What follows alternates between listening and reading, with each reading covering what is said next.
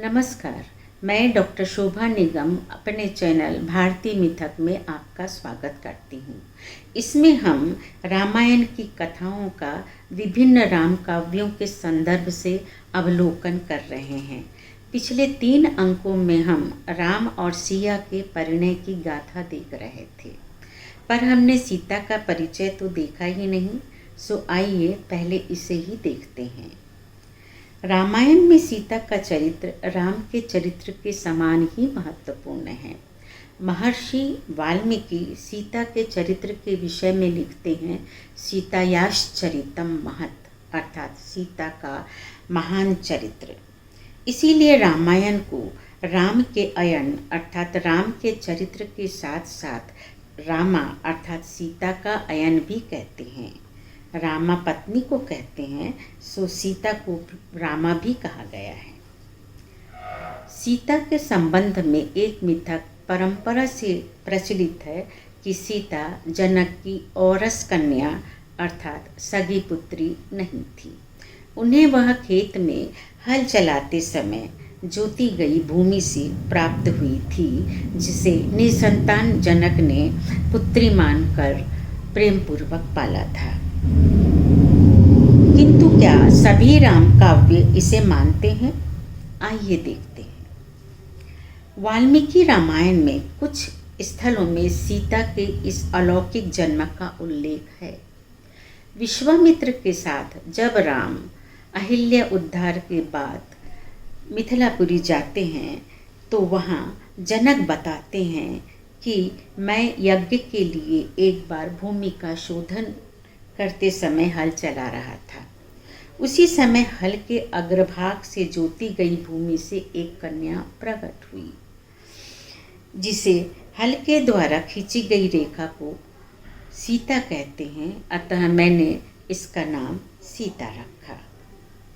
अनेक रामायणों जैसे अध्यात्म रामायण, मैथिली रामायण, तोरवे रामायण, आनंद रामायण आदि में कुछ भिन्नता के साथ यह कथा दिखाई देती है। अध्यात्म रामायण में उल्लेख है कि जब जनक हल चला रहे थे तो उन्हें जो कन्या मिली तब उन्होंने उसे गोद में उठा लिया। उसी समय नारद जी वहाँ आए और आकर कहने लगे कि तुम इस कन्या का पालन करो। यह योग माया है जिसे तुम भगवान के अवतार दशरथ नंदन राम को सौंपना, क्योंकि यह पहले से ही राम की पत्नी है। पर हाँ, प्रत्येक राम काव्य में यह कथा नहीं है, अर्थात हर राम काव्य में सीता जनक को धरती से प्राप्त पुत्री नहीं कही गई है।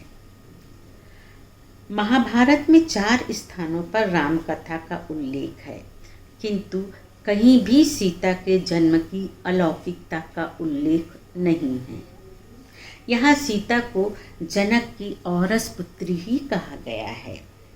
महाभारत के रामोपाख्यान में व्यास लिखते हैं, विदेहराजो जनकः सीता तस्या आत्मजा विभो, अर्थात विदेहराज जनक की सीता आत्मजा यानी पुत्री थी।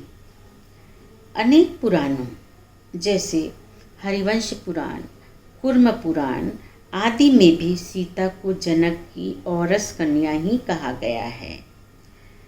जैन रामायण पौंचरियम में सीता जनक और उनकी पत्नी विदेहा की पुत्री कही गई है।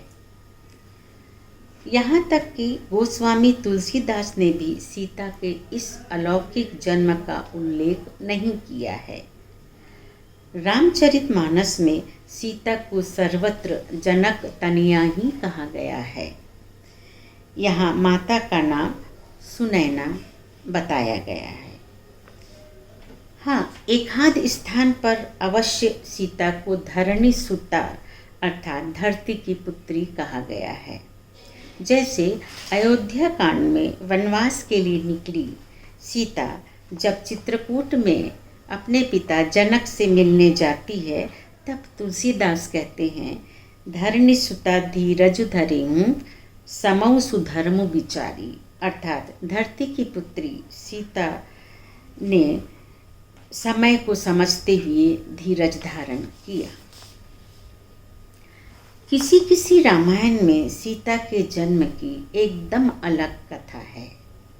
कहीं कहीं वह जनक और मेनका की पुत्री कही गई है, तो कहीं वह जनक और उर्वशी की पुत्री बताई गई है। जैसे बंगला कृतिवास रामायण में सीता को जनक और मेनका की पुत्री कहा गया है, तो ओड़िया विचित्र रामायण में इसे जनक और अप्सरा उर्वशी की मानस कन्या कहा गया है। यह उल्लेख है कि एक बार तप करते समय जनक आकाश मार्ग से उर्वशी को जाते हुए देखकर मन में सोचते हैं कि काश ऐसी उनकी भी कोई पुत्री होती। जनक के मन की बात उर्वशी जान जाती है और आकाश से ही कहती है कि मैं आपकी कोख से जन्म लेती, पर अभी किसी शाप से मुक्त होकर मैं स्वर्गलोक जा रही हूँ। किंतु आप निराश न हों, मुझसे भी सुंदर कन्या आपको शीघ्र ही यज्ञ भूमि से प्राप्त होगी। और बाद में ऐसा ही होता है। कहीं कहीं सीता रावण और मंदोदरी की पुत्री भी कही गई है। अज्ञात लेखक की संस्कृत रामायण अद्भुत रामायण में तथा प्रकाश राम कुर्यगामी द्वारा लिखित कश्मीरी रामायण रामावतार चरित्र में यही कथा है। यहाँ ज्योतिष द्वारा जन्मपत्र में अपनी कन्या को कुलनाशिनी कहे जाने पर मंदोदरी उसे चुपचाप फिकवा देती है, जो फिर जनक को प्राप्त होती है। बौद्ध राम कथाओं में तो सीता को दशरथ की ही पुत्री कह दिया गया है। तो इस तरह अलग अलग सीता के जन्म को लेकर हमें विभिन्न कथाएं देखने मिलती हैं। खैर, विभिन्न रामायणों में सीता के जन्म विषयक उपरोक्त कथाओं में विविधता होने के बावजूद हिंदू जनमानस में सीता जनक की अयोनिजा पुत्री के रूप में ही आदरणीय रही है। वह भूमिजा है, पृथ्वी की पुत्री है, इसीलिए अंत में उनका तिरोधान भी पृथ्वी के गर्भ में ही बताया गया है।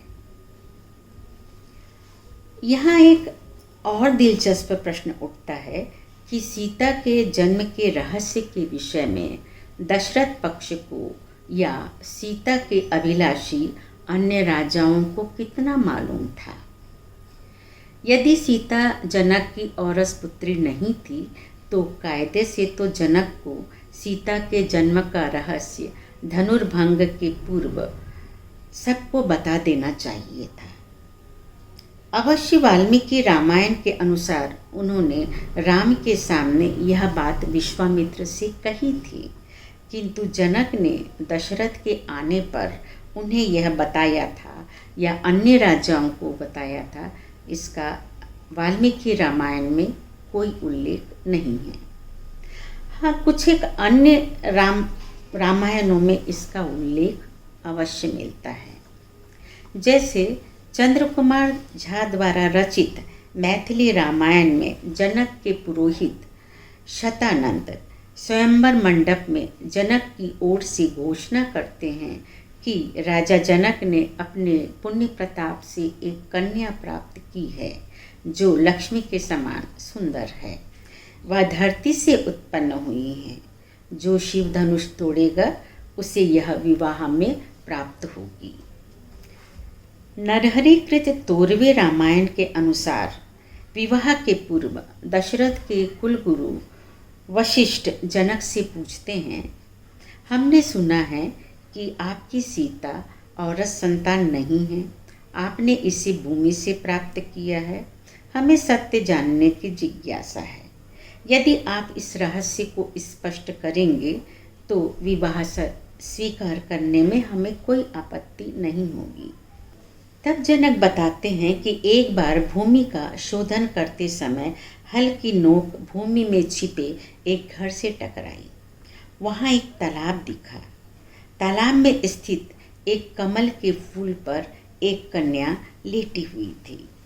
तभी नारद ने प्रकट होकर कहा कि यह साक्षात लक्ष्मी है, इसे स्वीकार करो। भूमि का भार घटाने के लिए श्री विष्णु ने जन्म ग्रहण कर लिया है। और तब नारद ने ही विवाह के लिए धनुष पर प्रत्यंचा चढ़ाने का पण बताया था।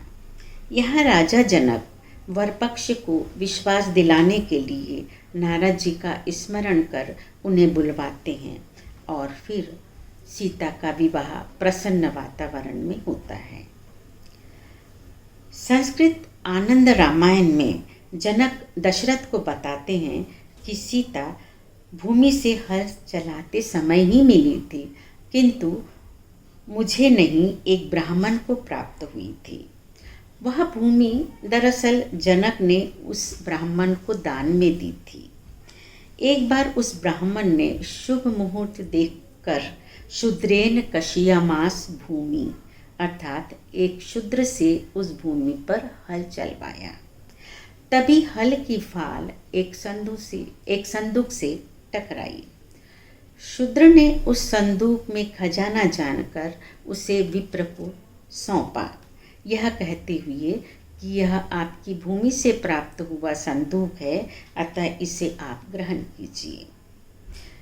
उस ब्राह्मण ने और भी ईमानदारी दिखाई। वह उसे राजा जनक के पास ले गया तथा उन्हें सौंपते हुए बोला कि आपने मुझे केवल भूमि दान में दी थी, इस पर संदूक जो मिला है वह आपके अधिकार का है। आप मुझे धर्म संकट में न डालें, इसे आप अवश्य स्वीकार करें। उधर राजा जनक भी उसे स्वीकार करने तैयार नहीं थे, यह कहते हुए कि मैंने जो भूमि एक बार आपको दान में दे दी सो दे दी, अब उसके भीतर जो मिला है उस पर आपका ही अधिकार है।